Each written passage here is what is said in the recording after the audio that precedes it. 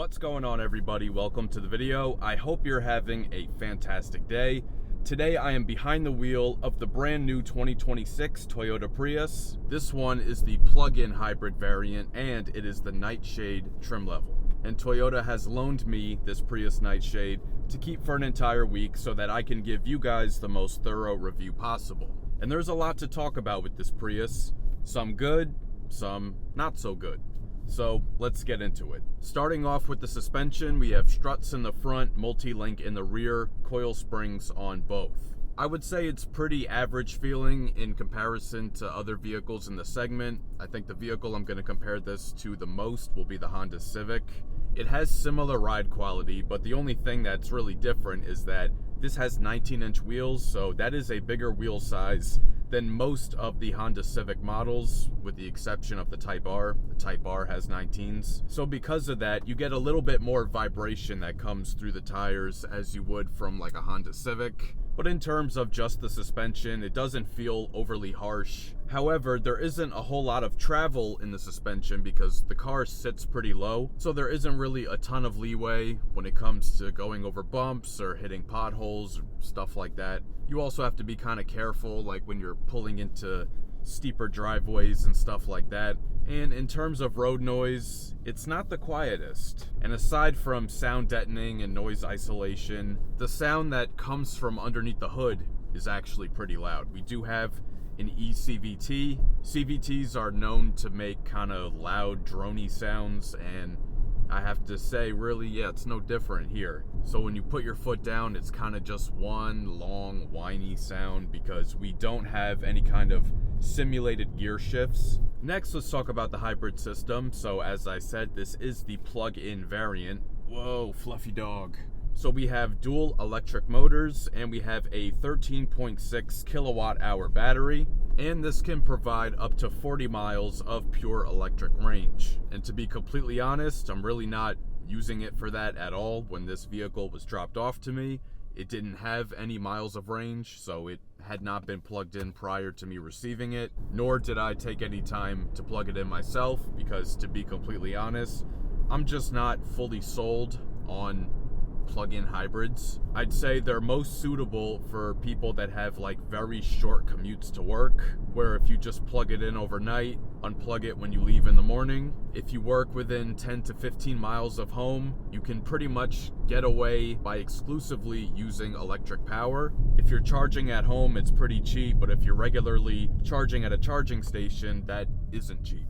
Especially over here in the New York metropolitan area, charging stations are very expensive. Charging speeds are also very slow, so it really only makes sense to plug it in at home overnight. And this can charge at level 1 or level 2, so 120 volts or 240, depending on what you have installed at home. This uses a J1772 charge port. The full range with a full tank of gas and a full charge is 550 miles, so that's pretty impressive, I do have to say. And in terms of fuel economy, 48 combined miles per gallon on just the gas component alone, and when you factor in the full charge with the battery, it's the equivalent of 114 miles per gallon. So today is Friday. I received the car on Monday. I've been driving it quite a bit. It didn't come with any miles of electric range, and if we look at the fuel gauge, I've only used 1/8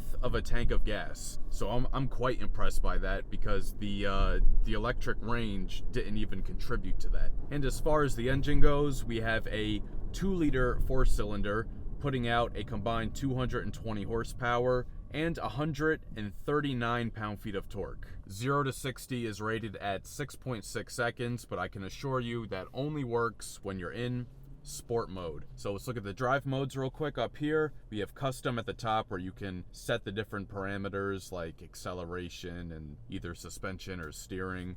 So we have custom, sport, normal, and eco. Obviously, eco is going to restrict power output the most to make it more fuel efficient. So we're going to head into an acceleration test now. So I have it in sport mode. We are going to be going a little bit uphill, so that is something to keep in mind. All right, so we're going to come to a complete stop.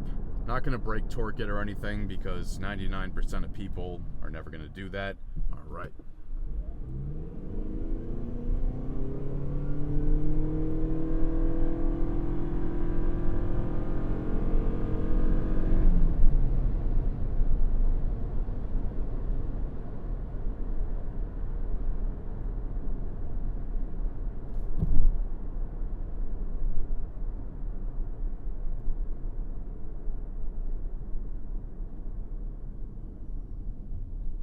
So I would call that acceleration maybe just slightly above average. Now, it's a huge improvement compared to Prius vehicles of the past. They had a reputation for not only being ugly, but also being slow. I wouldn't call this slow. I wouldn't call this fast. Maybe quick-ish. Yeah, I'm gonna go with quick-ish. We are gonna test it out more on the highway with less of an incline. Also testing out the acceleration while already in motion, because that's the more realistic, real world scenario. The CVT, it's not gonna wow you, and like I said previously, it is pretty loud, doesn't sound so great. But as always, I do have to commend Toyota for their hybrid system. It's incredibly efficient and it's incredibly smooth the way the car switches off from gas to electric.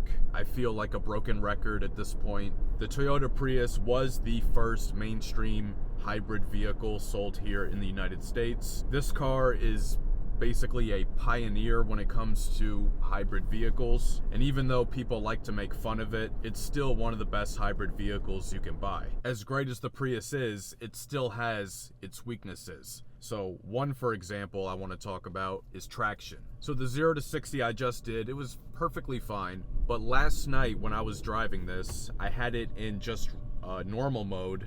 I didn't have it in sport, and I was pulling out of a shopping center onto the highway, was at a full stop, and then floored it, and the traction, the wheels, they spun for probably about 3 or 4 seconds before the wheels finally caught a grip on the road. And my biggest issue with the way the Prius drives has to do with the tires, because the width of the tires is only 195. And if that number is just going over your head and doesn't mean anything to you, basically it's an extremely narrow tire. I think this is the first car I've ever reviewed that had a tire size under 200. And to make another comparison again to the Honda Civic, the base model Honda Civic has tires that have 215 on the width, and then if you step up to the higher trim levels, you get 235 on the width. And with this Toyota Prius, even if you get the top trim level, it's still that 195 width on the tire. I assume it probably has to do with weight reduction and increasing overall efficiency, but I would not have chosen to do that. I mean, at least make the tire size 215. I mean, it may be helping efficiency slightly, but it's to the detriment of the way it drives. And my other big issue with the driving experience has to do with visibility. So this generation Prius, it was a radical redesign, kind of a new form factor. Looks really cool, I'll give it that. This Prius looks great, but all of those dramatic new proportions create some problems here in the interior. For one, this A-pillar right here, it feels like it's right in your face, so that creates somewhat of a blind spot right here. We also have a pretty dramatic blind spot in that back corner, and the windows, they feel very short in height, and also the roof line sits very low, and the windshield sits a lot more horizontal than it does vertical. It's a very long windshield and we have a very long dashboard. So when you put all of those things together, visibility is not great, and it also feels a little bit claustrophobic too. Alright, so now we are out here on the highway, already in motion. Let's put our foot down.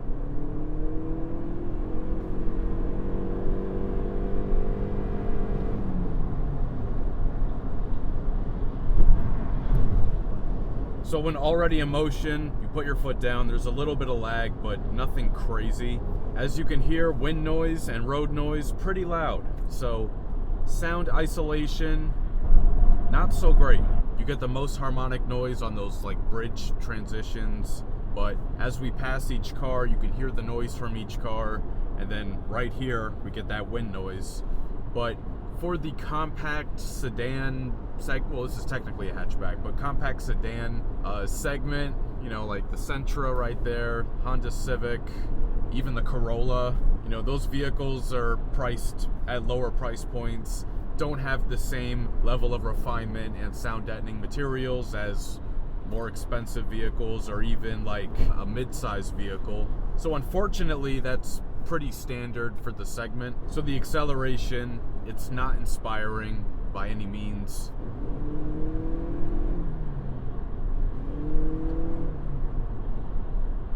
but it's no longer at the point where you can really make fun of it for being too slow. So it's up to par, but nothing further. Okay, now that traffic is picking up here a bit, I think it's a good time to test out the adaptive cruise control system. So first we have to make sure lane keep assist is on, so all these buttons here on the right side of the steering wheel control that. So lane keep assist is now turned on, and now we hit that button to set the speed. And let's see, we're gonna up it to speed limit's 50. Okay, I got it at 55. And car length set at 1.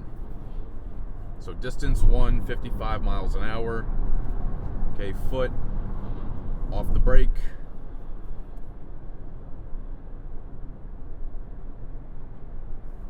And already getting the message to keep your hands on the wheel. I notice on Toyotas that message comes up quite frequently.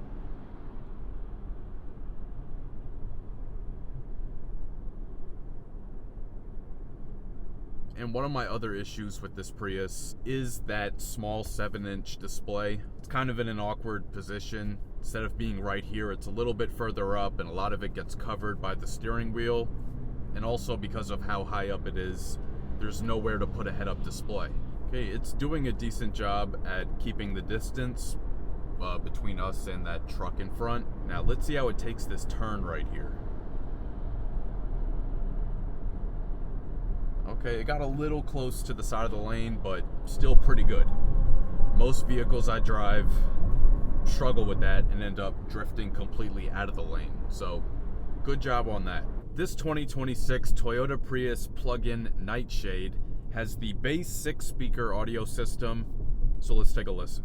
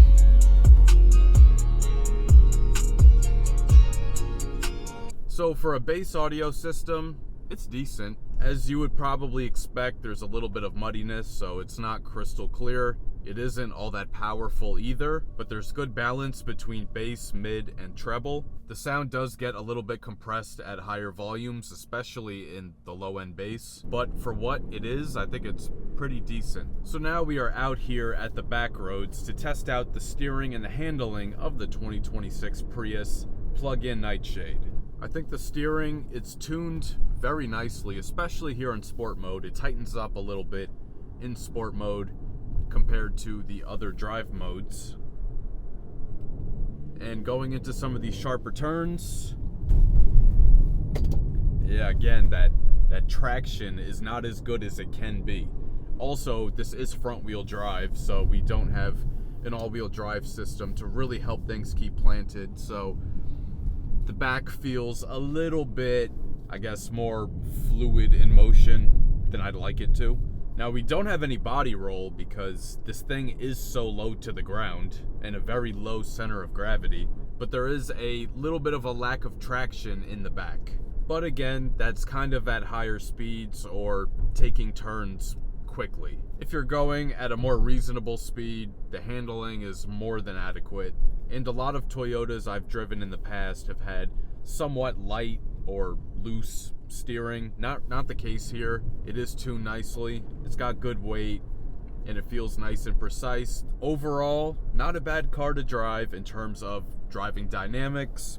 but things like visibility and kind of feeling cramped in the cabin do take away from that a little bit. The MSRP of this 2026 Toyota Prius Plug-In Nightshade with all its options is $41,304. A huge thank you to Toyota for sending this Prius for me to keep for an entire week so that I can give you guys the most thorough review possible. So please let me know your thoughts on the Prius Plug-In Nightshade down in the comments. If you enjoyed this video, please share with a friend and subscribe. It'll really help the channel grow. Hit the notification bell so you don't miss any new videos, and be sure to follow @OpticalAutomotive on TikTok and Instagram, and check out the page on Facebook. Thanks so much for watching, and I'll catch you guys later.